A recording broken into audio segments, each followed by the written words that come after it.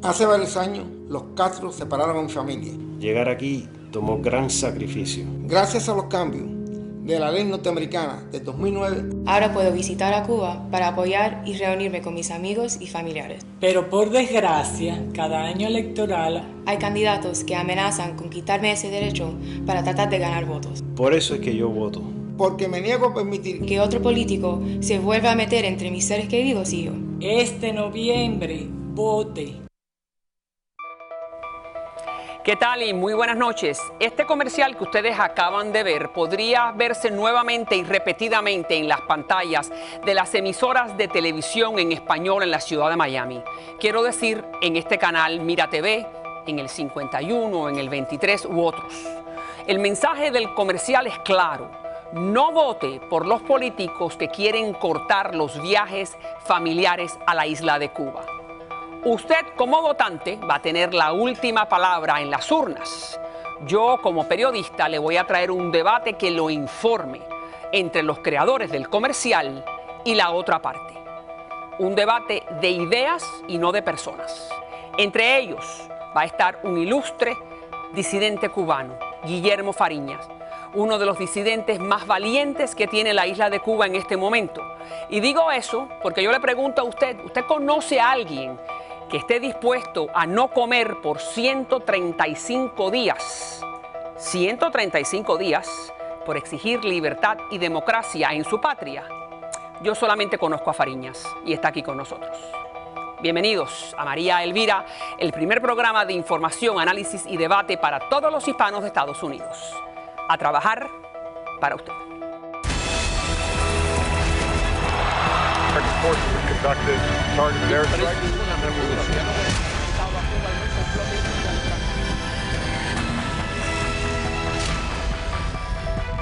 hace varios años, los Castro separaron a mi familia. Llegar aquí tomó gran sacrificio. Gracias a los cambios de la ley norteamericana del 2009, ahora puedo visitar a Cuba para apoyar y reunirme con mis amigos y familiares. Pero por desgracia, cada año electoral hay candidatos que amenazan con quitarme ese derecho para tratar de ganar votos. Por eso es que yo voto. Porque me niego a permitir que otro político se vuelva a meter entre mis seres queridos y yo. Este noviembre, vote. Bueno, ahí está el comercial del que me estaba refiriendo al principio, lo estamos mostrando, lo voy a mostrar una vez más. Y como dije al principio del programa, le doy la bienvenida. Para mí es un gran honor tener al señor Guillermo Coco Fariñas, dirigente opositor cubano. En este momento es el vocero de UNPACU, que es una de las organizaciones disidentes dentro de Cuba. Y vamos a hablar con usted a lo largo y ancho del programa.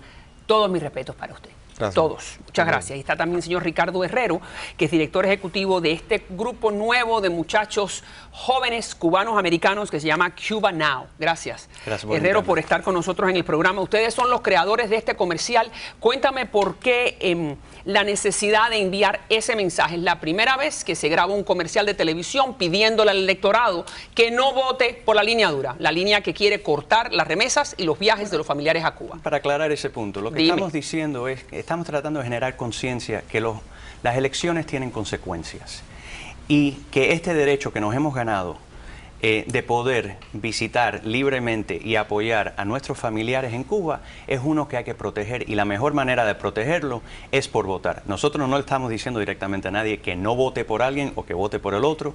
Lo que estamos diciendo es recordando a la gente que el voto tiene consecuencias y que estos derechos se tienen que proteger. Pero bueno, de cierta manera la realidad es que al usted decirle que vote por el político que va a proteger esos derechos que fueron establecidos por Obama en el 2009, usted está diciendo indirectamente que no vote por los de línea dura.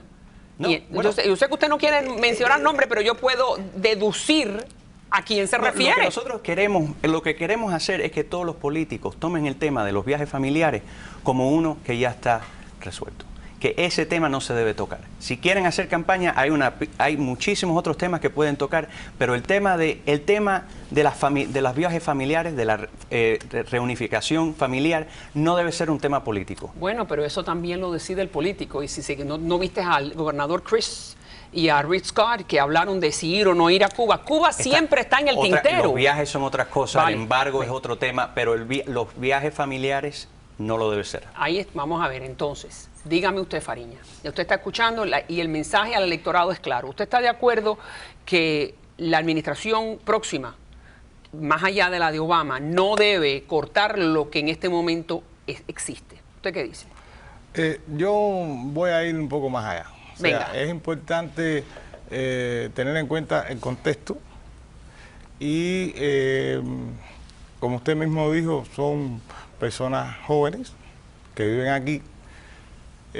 Yo, en lo personal, y la organización que yo pertenezco y represento en estos momentos, estamos de acuerdo con que los cubanos americanos vayan allá. Pero no atacamos a nadie en particular y tratamos de tener relaciones con todos los políticos, sean de línea dura o de línea moderada. Pero usted sí tiene posición, y es la que yo quisiera que usted me explique, usted sí tiene posición cuando se trata de los cubanos que viajan y los cubanos que envían dinero. ¿Cuál es el análisis de fondo? Que ese dinero no está ayudando a la población, sino lo que está ayudando es al régimen. ¿No es así? Ese es el fondo. Hay una cuestión, o sea, el Foro Totalitario Unido y la Unión Patriótica de Cuba consideran que sí se debe viajar a Cuba y que sí se debe recibir remesas. Pero también estamos en desacuerdo con que viajen los norteamericanos. Bien. Y con que se levante de manera incondicional el embargo. Okay, vamos a quedarnos con los viajes y nos metemos con el embargo después. Vamos entonces, el mensaje es solamente que se mantenga el intercambio y que se mantenga el flujo de dinero, porque lo voy a llevar un poco más allá. Uno de los miembros importantes de su equipo, o de su think tank o de su grupo, considera que este es el momento de ayudar a la microempresa cubana. ¿No es así? Y que hay que enviar todo el dinero posible. Y entonces la pregunta es, ¿esa microempresa cubana, cómo se ayuda desde el exilio? Bueno, primero lo que nosotros pensamos es que no debe ser el gobierno americano tratando de micromanejar cómo es que un cubano pueda apoyar a otro cubano dentro de la isla. Okay. Pero como se puede ayudar y como se ha estado ayudando, porque el gran porcentaje de la capital semilla para esos negocios viene de Miami, es de esa manera. Ese dinero llega a esas pequeñas empresas y las que tienen éxito, estás viendo ahora que empiezan a invertir en otras pequeñas empresas dentro del país. No serán dueños de la empresa, pero se quedan con las ganancias. Tendrán que pagar impuestos, pero para muchos de ellos se están beneficiando. No es perfecto, pero y los motivos por cuales se abrió son otros. Pero es algo que que nosotros pensemos que hay que fortalecer. Porque pero quédate ahí, hay que fortalecer. Porque son todos parte de la sociedad civil. Hay que fortalecer. Cuando él me dice fortalecer, yo solamente le quiero presentar esta idea. La aduana cubana hace pocos meses dijo que todo esto que Hialeah y New Jersey quiere enviar a través de los gusanos y de los aeropuertos de Miami y de otras ciudades, todos esos artículos ya no los van a permitir. Entonces, de cierta manera, la misma aduana está cortando la posibilidad que esa microempresa se desarrolle, porque lo que quiere enviar el tío de Hialeah al hermano de Marianao no llega. No, pero ahí no hay que leerlo así. ¿Por qué no? No es la aduana, es el gobierno. Bueno, claro. El gobierno no quiere que el cubano tenga libertad económica, porque la libertad económica lleva a la libertad política. Bien. Y lo que está es tratando de hacer una obra de teatro de que algo está cambiando. Pero entonces ellos lo que quieren es llenar la isla de dinero para esa microempresa. Bueno, ahí es donde está el detalle. Dígame. O sea, lo importante aquí es que ustedes después pueden hacer lo que quieran. Pero el gobierno cubano es un gobierno engañoso. Es un gobierno, aquí se va a sentar en el próximo segmento Ramón Jiménez Arencibia, que es un viejo comunista del Partido Socialista Popular, que cuando Fidel Castro estaba hablando con Nixon y en los años 59 o en los años 60 diciendo que no iba a haber comunismo en Cuba, ya Ramón Jiménez Arencibia, que ahora es disidente, le estaba dando clases al ejército rebelde de manera secreta. Ok, pero entonces usted me dice que es engañoso. Entonces, Estoy completamente de acuerdo. Okay. Y la razón por cual están cerrando y restringiendo las aduanas es porque no pueden competir con las pequeñas empresas privadas. Entonces se hacen lo único que saben hacer, tratar de controlarlo todo. Okay. Pero si el gobierno cubano está buscando nuevas maneras de mantener ese embargo encima del pueblo cubano, lo último que deberíamos hacer es darle una mano. Deberíamos hacer lo opuesto. Ampliar el flujo de recursos y contactos a ese pueblo cubano para que ayudar a fortalecer Entonces, a esa hacer lo sociedad contrario civil. que está haciendo el gobierno es lo que dice él. ¿Es una buena idea? ¿Se puede? No. ¿Por qué no? Dígame. El problema es que el gobierno cubano cobra la tercera, la cuarta, la quinta parte de lo que realmente cuestan los productos. Y esto está en función del control y la represión. O sea, nosotros estamos de acuerdo en que vayan los cubanos desde el punto de vista político, porque los cubanos de aquí, como quiera que sea, están haciendo un trabajo político de proxenetismo. Okay. Pero no porque creamos en el gobierno cubano. El gobierno cubano siempre va a buscar las leyes suficientes para que no se desarrolle la sociedad cubana. Claro Ok, que sí. y entonces, ¿usted está de acuerdo? De acuerdo. Pero la diferencia es que el gobierno cubano trata de controlarlo todo, pero en realidad no logra controlarlo todo, porque es imposible, no tienen todos los recursos necesarios. Y han tenido que haber ciertas aperturas que las han hecho para mantenerse en control, no es porque de repente dicen, esto es los pasos sensatos. Pero con cada esa de apertura, bien, esas se llenan de cubanos que ven una oportunidad para echar para adelante. Y eso es lo que tenemos que apoyar. Nuevamente, vamos a ver, en este comercial, que es por lo que estábamos hablando y creado por ustedes, ¿en qué lugar, qué emisoras, vamos a hacerlo de una manera, la pregunta un poco más suave, ya algunas emisoras en el sur de la Florida que hablan en español, como por ejemplo esta, le han dado el ok, le han permitido que ustedes pongan Nos han llamado pidiendo que lo pongamos en su emisora. Entonces eso significa que Miami está cambiando. Bastante. Porque hace 10 años un anuncio como este tuviera graves consecuencias para los creadores. ¿No? Hubiera sido un poquito más difícil. Un poquito creo que es bastante leve. Entonces, de cierta manera, nosotros que somos considerados los intransigentes y los recalcitrantes, estamos mostrando un ángulo que antes no se había visto. ¿Usted no lo ve así? ¿Eso qué mensaje envía a la gente como usted que está en la trinchera? Esa es la sociedad que aspiramos. O sea, que a él nadie lo va a meter preso, ni le va a dar un tiro en la cabeza y tirarlo en el río de Miami porque está diciendo lo que plantea él y su grupo. Y es lo que hay que luchar por parte de nosotros, que lo que decimos nos cuesta golpizas, asesinatos, violaciones. Y esa es la Cuba que queremos en el futuro. Esa es la Cuba Por que eso queremos hacemos en el este foro, para que se puedan debatir ideas y no personas y que nadie se lleve un tiro por pensar diferente. Entonces, de cierta manera, ¿por qué nosotros no podemos saber quiénes son los que auspician o los que donan dinero a Cuba Now? Bueno, nosotros divulgamos todo lo que nos pide la ley, pero y si cualquiera de nuestros donantes quiere salir y decir yo he contribuido a Cuba Now, los animamos a que lo hagan. Pero nadie lo ha hecho. Y lo harán en algún momento. ¿Y cuándo lo van a hacer? No sé, eso no te lo puedo decir, pero nosotros no lo hacemos voluntariamente. ¿Por qué no lo hacen voluntariamente? Porque queremos crear un espacio para que la gente pueda apoyar este tipo de causas sin los ataques personales, porque como seguimos viendo desafortunadamente en este debate aquí en el sur de la Florida, todavía hay mucha gente que cuando alguien como nosotros tiene una posición con quien ellos discrepan, empiezan a atacarlos viciosamente, insultándolos, mapeando el piso con sus nombres, y la gente no quiere tener que lidiar con eso. No, y eso usted tiene toda la razón, y por eso en este programa no hacemos eso, pero también es legítimo preguntar quiénes son los fondos que están detrás, porque cuando uno no sabe de dónde viene el dinero, cuando se establece campaña que lo que quieren es la apertura,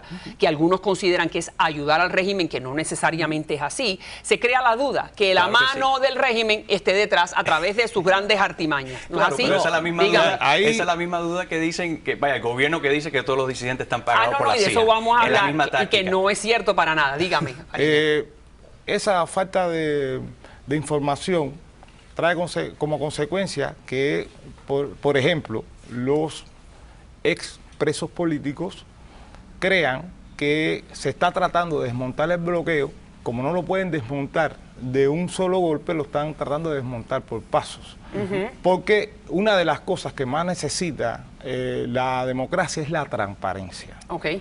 Pero en este caso ya le está explicando que aquí no puede haber transparencia porque ellos temen que Miami le entra pedradas. Bueno, tenemos nuestros miembros están todos listados en nuestro website y yo estoy aquí. Y el tema no es de levantar o mantener el embargo o levantarlo sin condiciones.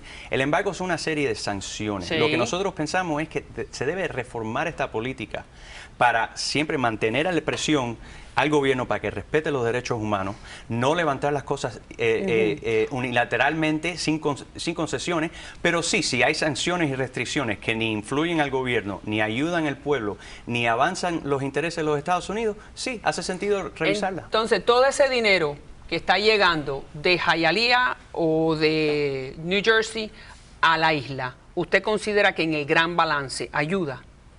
Ayuda a que el cubano de a pie tenga menos control del gobierno. Ayuda a que el cubano de a pie se vea menos reprimido. Ayuda a que tenga más libertad económica.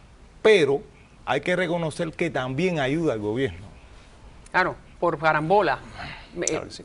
Y entonces, ¿pero qué es lo que piensan ustedes? Que independientemente que ayude al gobierno, la ayuda a la empresa privada. Desafortunadamente, así es como diseñaron ese sistema catastrófico que tienen en esa isla. Pero lo importante es, y por eso es que nosotros siempre nos enfocamos en el pueblo y no en el gobierno. No es hacer negocios con el gobierno, es ayudar al pueblo. Porque lo importante es cuando llega ese dinero, cómo toca al cubano de a pie. Lo ayuda a fortalecerse, a mejorar su estándar de vida, a independizarse del gobierno, a aumentar su autonomía. Si lo hace, se debería seguir Vale haciendo. la pena lo que están diciendo, finalmente. Bueno, yo creo que deben ustedes mirar como jóvenes, a los que hay que respetar, la historia de sangrienta que tiene nuestra patria, la historia sangrienta que hay en estos 55 años y valorar que a veces hay conceptos que no se pueden comprar, que son la de libertad y la democracia. Hay cosas que no pueden ser compradas porque los totalitarios consideran que son de ellos y los demócratas consideramos que son de todos. Y eso no tiene valor ninguno. No se puede comprar. No se puede comprar. Les agradezco. De acuerdo Vamos con entonces a ver el efecto que tiene el anuncio. Vamos a ver entonces en las elecciones cómo se traduce este comercial de televisión. Como digo, es la primera vez en la historia del exilio de los 55 años que sale en la televisión un comercial pidiendo que se mantenga la apertura hacia la isla. Gracias. Un gusto. Manuel. Y a usted, Fariña, nos quedamos Gracias. con usted en el próximo segmento. No se vayan. Hace varios años, los Castro separaron a mi familia. Llegar aquí tomó gran sacrificio. Gracias a los cambios de la ley norteamericana de 2009, Ahora puedo visitar a Cuba para apoyar y reunirme con mis amigos y familiares. Pero por desgracia, cada año electoral Hay candidatos que amenazan con quitarme ese derecho para tratar de ganar votos. Por eso es que yo voto. porque me niego a permitir Que otro político se vuelva a meter entre mis seres queridos y yo. este noviembre vote. El caudillismo y el protagonismo han golpeado a la disidencia en Cuba. ¿Por qué los opositores en la isla han viajado varias veces al exterior? Coalición Central Opositora en plena calle, exigiéndole a la dictadura de los hermanos Castro libertad inmediata para...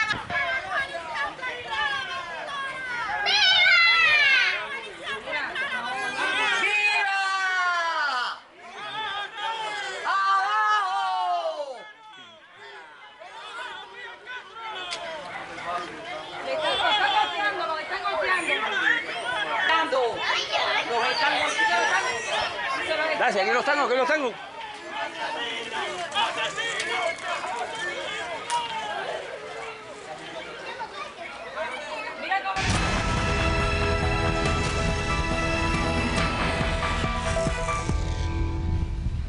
Bueno, seguimos con el mismo tema de lo que estaba ocurriendo en Cuba y tenemos en nuestro estudio a la protagonista de ese video, la señora Damaris Moya Portieles, que es miembro del movimiento Rosa Parks. ¿Cómo estás, Damaris? Tiene un poco de catarro, sé que te sientes mal, te agradecemos muchísimo estar aquí, pero ahí estabas con una energía altísima, además con una gran valentía, porque estabas gritándole a los miembros de la seguridad del Estado. Vamos a ver, señor director, si nos puede volver a poner. Y quiero que me digas qué es lo que estamos viendo, por qué estabas gritando y qué es lo que estabas diciendo. Ahí está.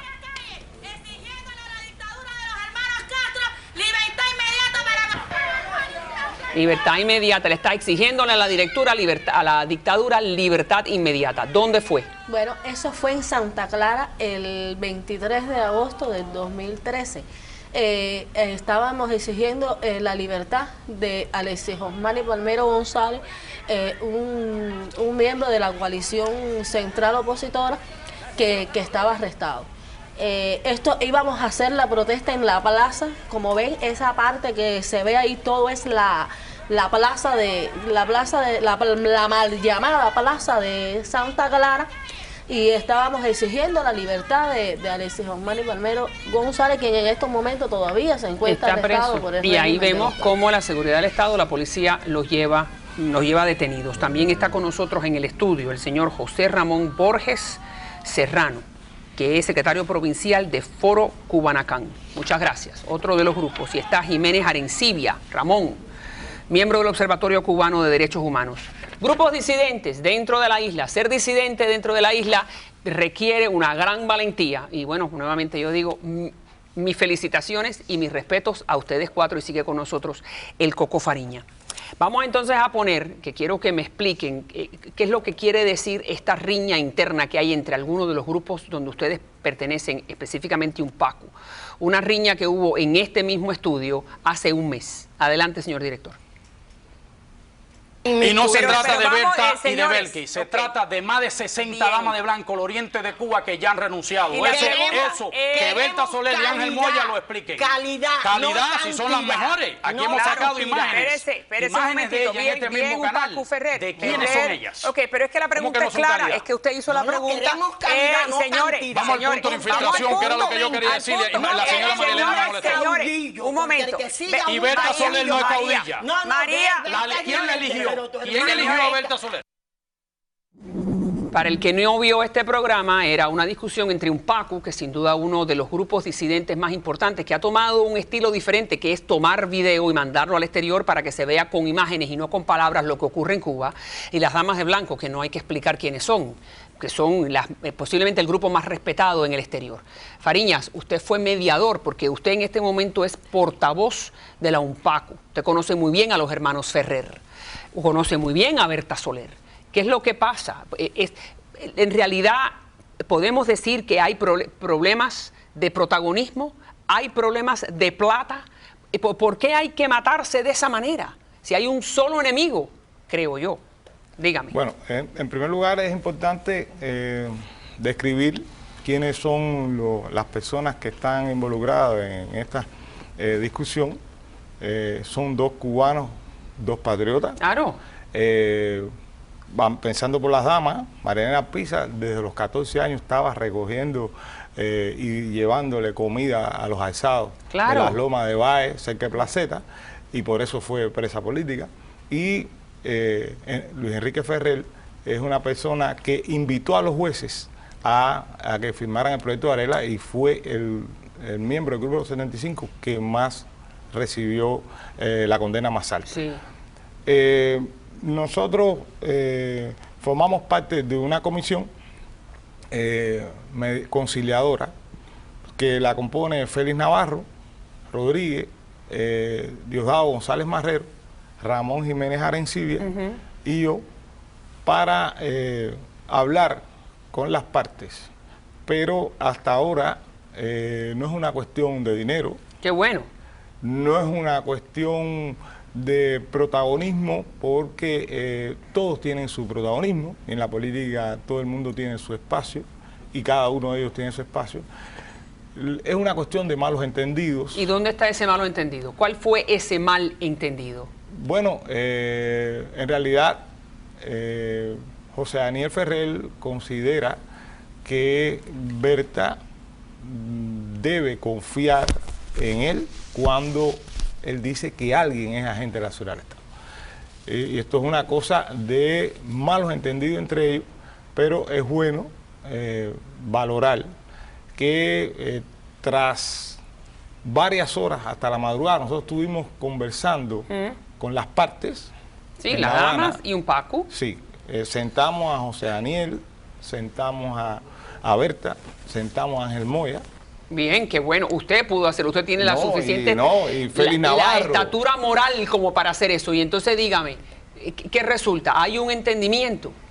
¿O esto es, algunos consideran que siempre la seguridad del Estado está tratando de infiltrar elementos para dividir y vencer? ¿Y eso fue lo que pasó acá? Bueno, es indudable que a mano de la seguridad del Estado está detrás de todo este problema que ha surgido. Sí.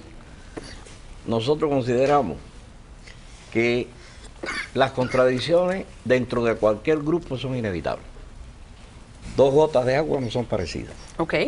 Los dedos de las manos, ninguno son iguales. Pero no hay llegar a los niveles de separarse. Nosotros nos preocupó mucho y en realidad sentimos profundamente que los hermanos, dos hermanos de lucha, discutieran de esa forma ante la televisión miamense. Sí, señor.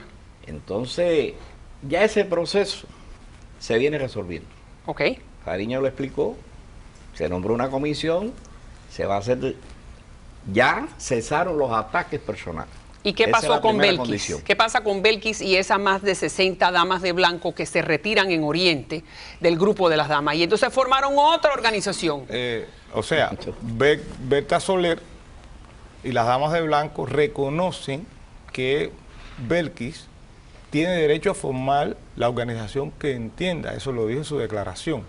Pero es inteligente formar otra organización. Bueno, pero es el derecho de Belkis. Eso es correcto que es el derecho, pero entendemos que desde el punto de vista estratégico, no sé si es lo más inteligente estratégicamente o políticamente hablando. ¿Usted qué me dice? No sé qué piensa usted, que los conoce también. Yo le digo lo mismo que le dice Fariña. Cada cual hay que respetar el derecho de cada persona. Si ella entiende que así está bien, pues bueno. Y hasta ahora eso se mantiene de esa manera. El nuevo grupo formado por Belkis, que en un momento fue íntima o fue muy cercana a Berta Soler, que Berta Soler sigue siendo la líder principal después de Laura Pollán de las damas. O sea, esta disputa trajo como consecuencia la formación de las Ciudadanas por la Democracia en la parte oriental del país, fundamentalmente. Pero cuando nosotros terminamos esa reunión, que se terminó a las 3:56 de la mañana, de la madrugada, ellos se dieron un abrazo. Fantástico. Hay un acuerdo de no descalificarse públicamente y hay una nueva reunión pendiente con los hermanos de Oriente, porque nosotros nada más que tenemos un solo adversario, que es el castrismo. Estos viajes al exterior, cambiando un poco el tema, estos viajes al exterior, ustedes poder viajar a los Estados Unidos y mostrarle al mundo y a la comunidad internacional la posición de la disidencia, mostrar que hay muchos matices políticos en Cuba, ¿qué beneficio trae? ¿Y qué beneficio trae para la población que queda atrás? Es muy importante, María Elvira. Dígame. Que la disidencia pueda venir al exterior, pueda venir aquí a Miami. Es muy importante que se pueda expresar en los medios libremente. Aquí los activistas, como ha hecho usted, como hicieron otros canales también. Es muy importante porque en estos días muchos amigos, muchos conocidos de nuestros pueblos nos han llamado.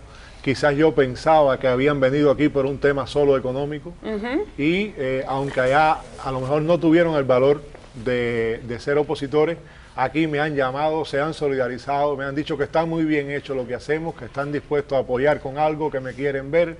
Es decir, importantísimo todo eso. Y también allá en Cuba, pues también las personas pueden ver que los disidentes están aquí en Miami, pueden escuchar nuestros puntos de vista, pueden vernos con usted, alguien tan querido allá. Gracias.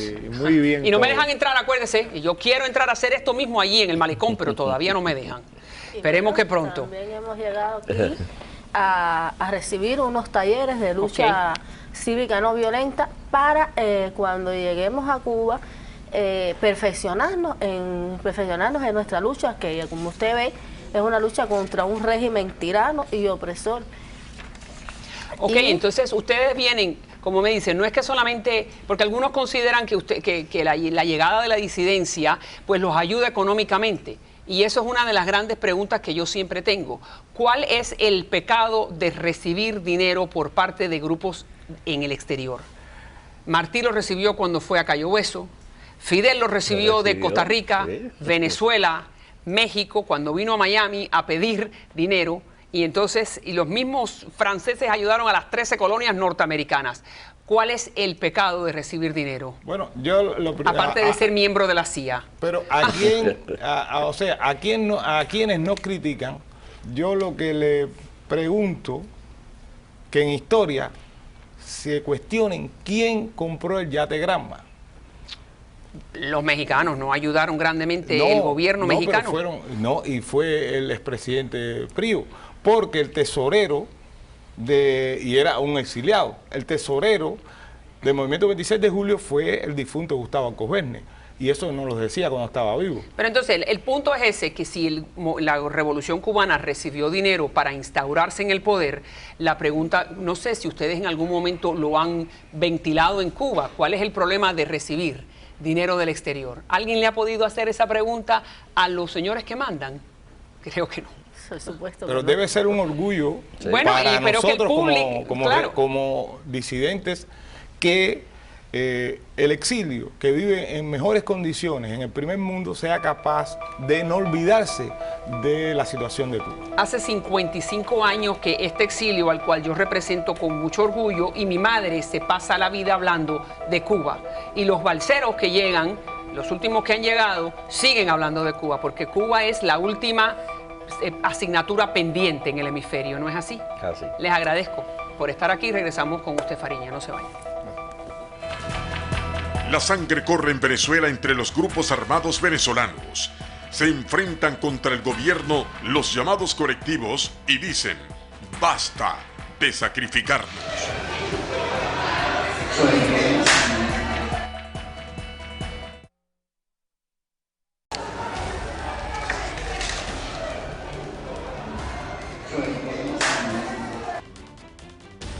Ya basta que nos sacrifiquen más camaradas combatientes. Ya basta, camaradas.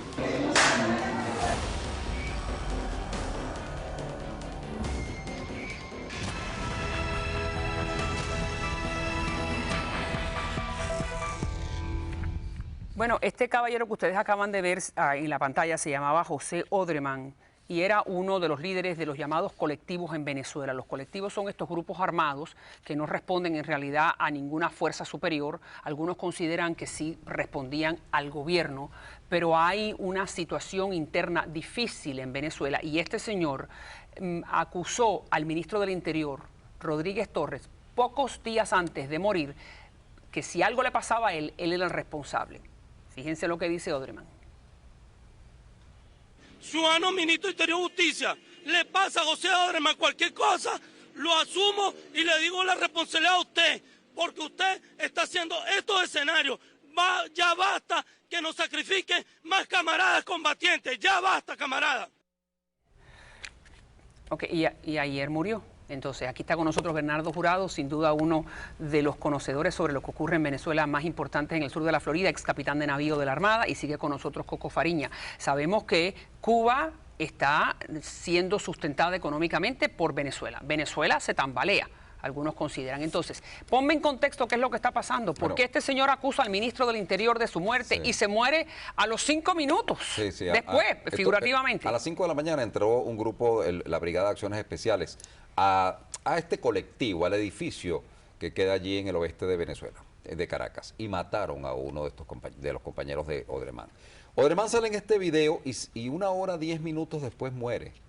Fíjate tú qué interesante. 1 hora 10 minutos después muere asesinado, pues supuestamente por un enfrentamiento que no ocurrió porque está grabado como lo mostramos. Entonces, ¿qué es lo que está pasando? ¿Que el mismo gobierno está liquidando a sus propios hijos? Lo que ocurre es que los colectivos ya no están obedeciendo. Porque Hugo Chávez y Nicolás Maduro realmente son dos personas absolutamente diferentes. Ok. Cuando Hugo Chávez hablaba, estos se orinaban los pantalones. Bien. Entonces, eso no ocurre con Nicolás Maduro, que es un bobo tonto que está allí. Y de paso, como decíamos Guillermo y yo fuera del aire, aquí están metidos, están inmersos la inteligencia cubana hasta los tuétanos. Ese edificio, después de que ocurre esto, que hay 5 muertos en ese supuesto enfrentamiento, fue tomado por 200 funcionarios del Cuerpo de Investigaciones Científicas, Penales y Criminalísticas. Pero la historia de Odreman es muy interesante. Él es un ex policía. Okay. Y ese ex policía ahora viene pues a ser una suerte de protector. Cuando él me dice que los cubanos están detrás, detrás de toda esta situación, uno de los errores que Fidel Castro no comete es darle armas al pueblo, mucho menos a los colectivos. No es así, por eso en Cuba la situación ha sido, la seguridad del Estado ha podido mantener al pueblo reprimido porque no hay armas. ¿Usted no lo ve? ¿Cómo lo ve usted? Bueno, yo creo que Fidel Castro es más presidiario que Nicolás Maduro. Y cuando usted me dice presidiario, ¿qué me quiere decir? Así mismo. Ajá. O sea, que piensa como si estuviera preso. Okay. Él le dio a las milicias, a principio de revolución, diríamos los 5 años o 6 años primero, le dio armas, pero después se las recogió. Y creo que esto que está ocurriendo, desgraciadamente, en Venezuela, que es una guerra civil, porque son 75.000 muertos violentos en un año. Sin embargo, Estados Unidos perdió 57.000 soldados en Vietnam. En 10 años de Vietnam. En 10 años de Vietnam, o sea, vemos que ahí está corriendo la sangre. ¿Y dónde está la mano cubana detrás de esa sangre? La mano cubana está desde que triunfó la revolución en 1959, cuando comenzaron a llevar la filosofía de la muerte a través de las guerrillas rurales y urbanas, donde, por ejemplo, el viceministro Ulises Rosales Toro, viceministro cubano, estuvo en Venezuela. Y podemos decir, por ejemplo, que tenemos aquí en Vietnam, en Miami, a Héctor Palacios Ruiz, que estuvo en Venezuela y después se hizo en el desembarco de Machuruguto. Ok, pero en este momento... Pero esta historia comienza con Cuba, María Elvira. Okay. Esto comienza con Cuba a finales de los 60. Los colectivos, que es como se llaman estas bandas armadas, comienzan en los 60 con la incursión guerrillera que hizo Fidel Castro en Venezuela. Y eran las bandas armadas para robar bancos y mantener la revolución. Pero volvemos a la hora. La realidad es que se le está yendo de las manos al presidente Maduro. ¿Cuán preocupado está La Habana? Porque sabemos que La Habana recibe el sustento de Caracas. Es lo que le estoy preguntando. Bueno, le voy a decir, por ejemplo, que los oficiales de la seguridad del Estado que nos reprimen a nosotros, para ellos el mayor mérito es que lo manden para Venezuela. Oh, ¿por qué es eso? Porque Venezuela está tomada por los cubanos. Y ahí lo que está ocurriendo es que Nicolás Maduro no tiene la simpatía de los colectivos. Sin embargo, Diosdado González Madero, que sí es militar, sí lo tiene. Y entonces, como tienen armas y no se la pueden quitar ya, se está dando esta situación. Pero todo es culpa de la visión anárquica, violenta de Fidel Castro y el castrismo. Déjenme mostrarle a una madre venezolana en las últimas horas. Adelante. Miren todas las cámaras. Se llevaron a mi hijo. Observe. En imágenes. Mi cuarto arreglado. Vivo con mi esposo. Soy la que limpio el edificio. Mi esposo es el que saca la basura. No somos colectivos, no somos nada. Y mira lo que me hicieron en mi cuarto. Entonces somos los abusadores. Y si aparte se me lo llevan preso. Bueno, ese es uno de los edificios que fue tomado por la PTJ, por la policía, después del enfrentamiento. Los colectivos realmente son, hoy en día han devenido, desde el año 68 para acá, cuando eran una fuerza violenta de guerrilla urbana, han devenido en una suerte de protectores de la gente que vende perro caliente, de todas las personas que están ahí, incluyendo las prostitutas, tienen que pagar de alguna forma. Pero quiero recordar algo interesante. Murió el diputado Serra, Robert Serra, que era una suerte de oficial de enlace entre el gobierno y los colectivos. ¿Y por qué? Ay, qué interesante. Y ahora me voy a atrever a decir esto. ¿Por qué? Serra está viendo con mucha cercanía que los colectivos se están alzando contra el gobierno. Pasa la novedad y luego comienzan a descabezar a los cabecillas. Pero eso usted considera que usted me acaba de decir que Serra, que murió la semana pasada también bajo circunstancias violentas. Usted me dice que era el liazón entre el Parlamento venezolano y los colectivos, claro, y también lo eliminaron. Eso te lo aseguro yo. Que era, o sea, perdóname, no es que es una suposición. Él era el oficial de enlace entre los colectivos y el gobierno. Entonces, mira, estamos hablando de bandas armadas que se están asesinando al mejor estilo gangsteril. ¿Qué puede hacer entonces ahora Cuba viendo que el papá que lo sustenta económicamente se está desintegrando? Dígame, brevemente. Tratar de comprar tiempo. Ok. Para que los líderes históricos se puedan morir ahí y no haya un estallido en Cuba. Y ahora cuando nosotros regresemos en el próximo segmento, gracias Bernardo, usted me va a explicar qué es lo que va a ocurrir una vez que los líderes históricos ya no estén en este mundo, no estén presentes. Cuando regresemos, vamos entonces a otra noticia que también está haciendo titulares en los Estados Unidos.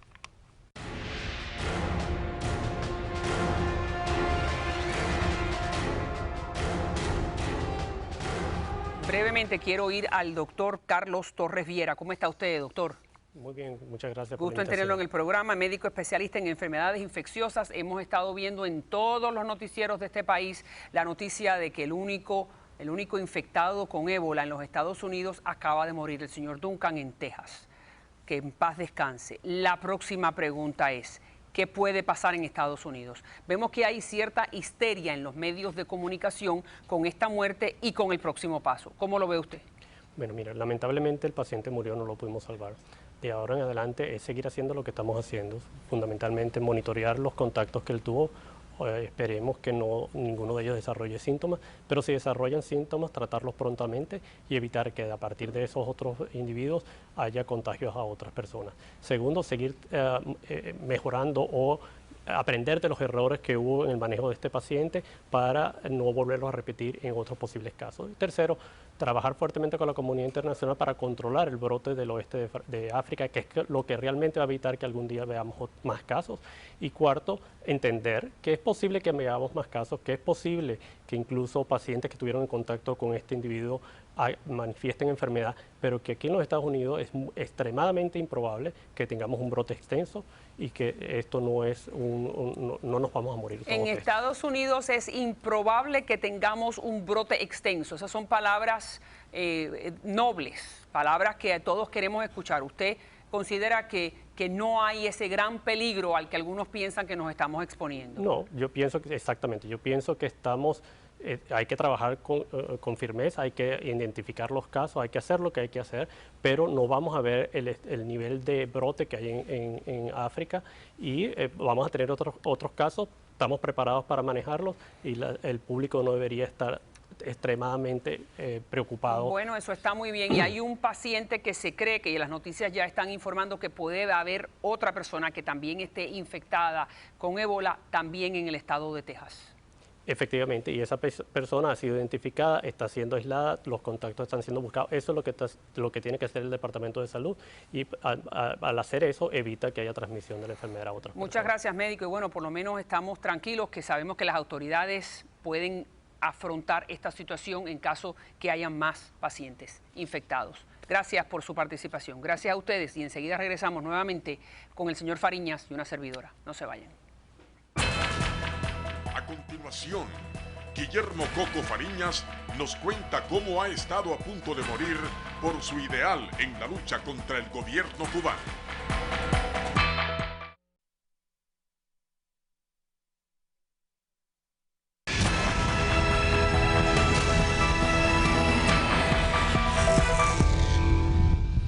Como yo dije al principio, yo no conozco a nadie en ningún país que ha hecho 24 huelgas de hambre, 24, para pedir libertad, democracia y derechos civiles. Usted es el único. Por eso para mí es un gran honor tenerlo usted sentado en mi estudio. ¿Ha valido la pena hacer 23 huelgas de hambre? ¿Cuál es el costo que ha pagado el gobierno castrista por su salud?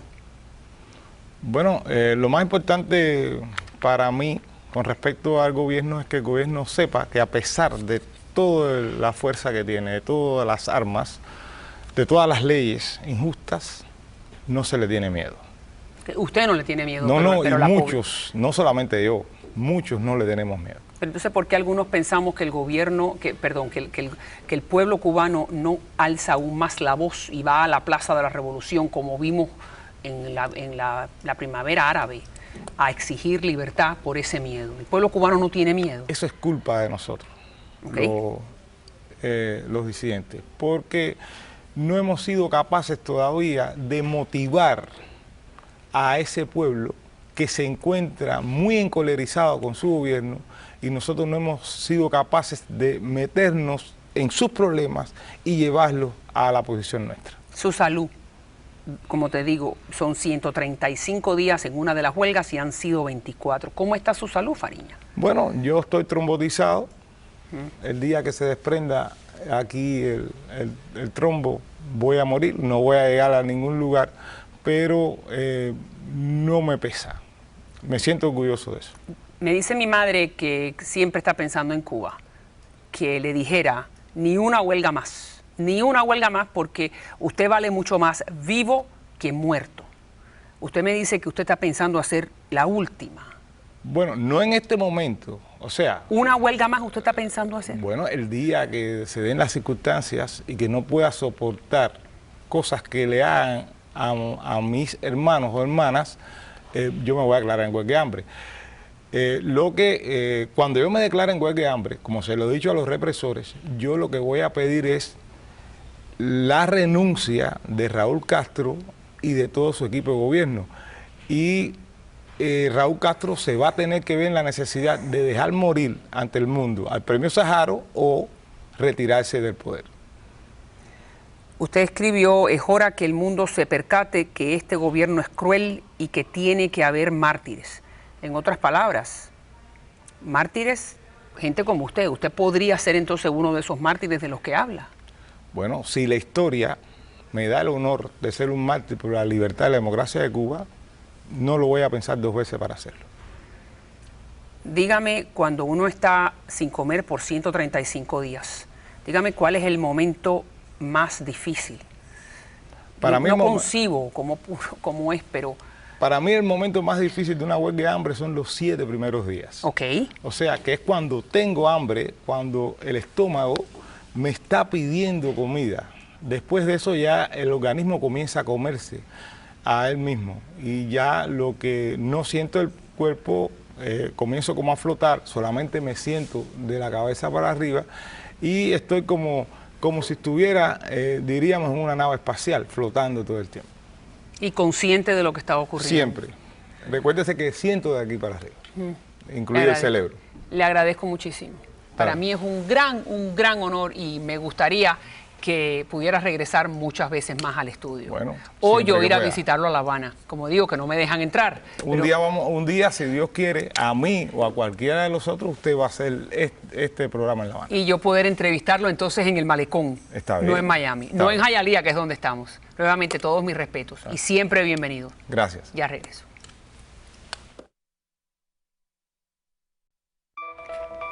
Bueno, ha sido un programa especial, espero que les haya gustado. Ahí están las páginas del internet donde usted se puede comunicar conmigo y me gustaría que me escriba y me diga qué le ha parecido a través de Facebook, Twitter, Instagram, YouTube. Gracias por la sintonía, como siempre digo al final, si Dios contigo, ¿quién contra ti? Y con Fariña, que tanto lo necesita. Nos vemos entonces mañana a la hora de siempre aquí en Mira TV. Hasta entonces, buenas noches.